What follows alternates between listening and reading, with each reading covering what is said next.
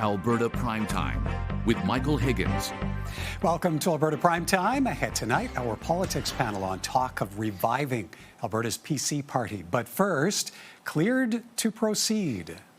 I gather he submitted it under the old rules, so I think he needs 293,000 signatures. So I'll wait and see if he's able to accomplish that.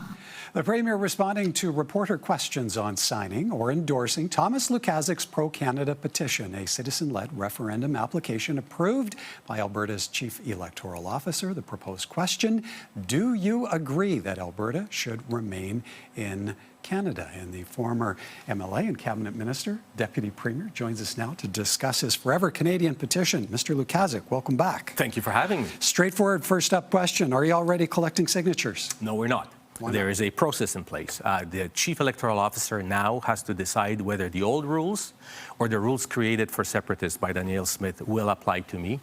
He will make that decision, and then we will take it under consideration whether we agree with it or not. And then I have 30 days to appoint a Chief Financial Officer. The moment I appoint Chief Financial Officer, the clock starts ticking for collecting signatures, but we don't know which clock yet, whether it'll be the 90-day clock under the old rules or the 120-day clock created for separatists. Okay, so how much hangs on this July 4th implementation of the new legislation? Well, and the questions that you must need to have answered. Well, it's really technicality. You know, the Premier, oddly enough, chose American Independence Day to proclaim her pro-separatist legislation, but it just really changes the rules on how many signatures we have to get. And I have to tell you, judging by the response of Canadians living in Alberta, we find that we will definitely surpass the minimum requirement, no matter which rules apply. It's always nice to have more time, 120 days to 90 days, but I think we'll be fine within 90 days. The main change, actually, between the two rules is financial, collecting donations to cover the expenses associated. Under the old rules, actually, it is pretty stringent, very well regulated, which is good. That's what I would prefer. Under the new rules, when Danielle Smith was creating this legislation for separatists, she basically opened the barn doors for financial collection. So we have to wait for that as well. Okay, well, and we heard off the top the clip of the Premier, and that was in response to a reporter question of whether or not she would sign your petition or endorse your petition. Premier also said that she would let the various processes play out. Yeah. So how do you interpret that? Well, the Premier is wrong on 2 points. Number one, she doesn't get to speak or determine which rules apply. That is up to an independent officer of the Legislative of Alberta, the Chief Electoral Commissioner. He will make that decision, not the Premier.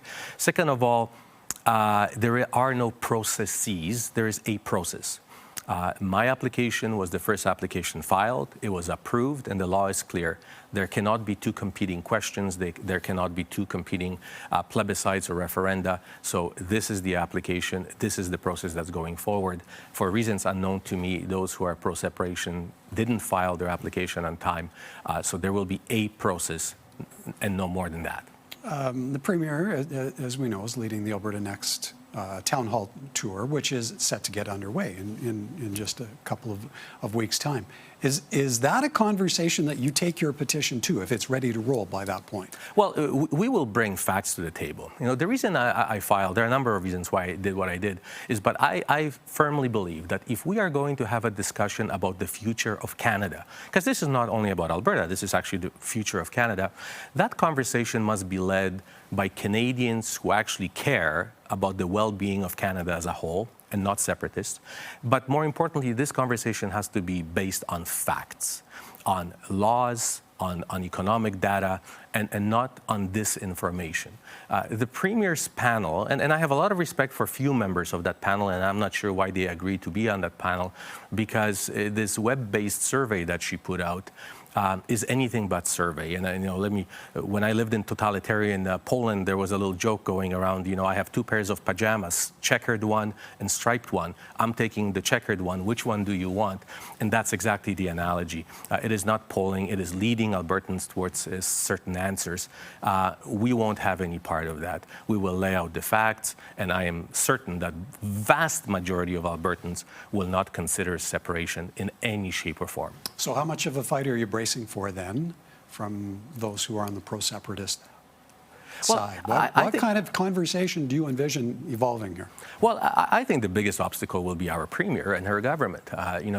She devised this term, sovereign Alberta within United Canada, which is really a word salad. It means nothing. It's like me telling you I am single within the confines of my marriage.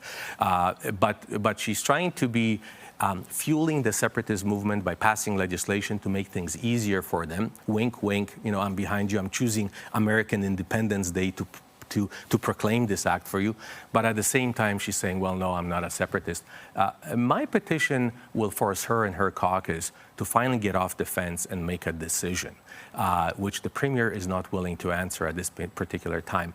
I don't anticipate that she will sign my petition, although if she truly is a loyal Canadian, if she lives up to the oath that she swore both as an MLA and as a cabinet minister, she should sign this petition, but my hopes are not high for that. Maybe to close the conversation, it's a separate topic, but to a degree, it's woven into your petition initiative.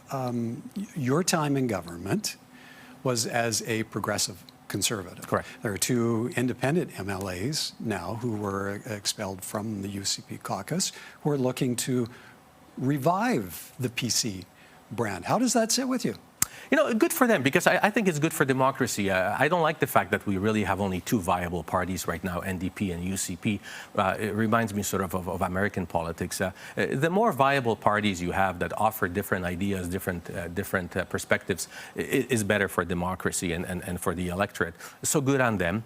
I'm not sure how successful they will be in reviving the party to the point where it can at least become an opposition or one day form government. But building a party is a difficult process. But what it will do is create a lot of additional danger for Danielle Smith, because she already has the Republican Party of Alberta, which is sort of nipping at her from the far right and taking away support there. I imagine that this Progressive Conservative Party, which will be sort of a moderate center-right party, will be stealing away support from her left side of her caucus. And let's bear in mind that Danielle Smith has a very small majority at this point in time. She has openly declared separatist MLAs and cabinet ministers in her caucus. And many of her Calgary MLAs won the last election only by a handful of votes.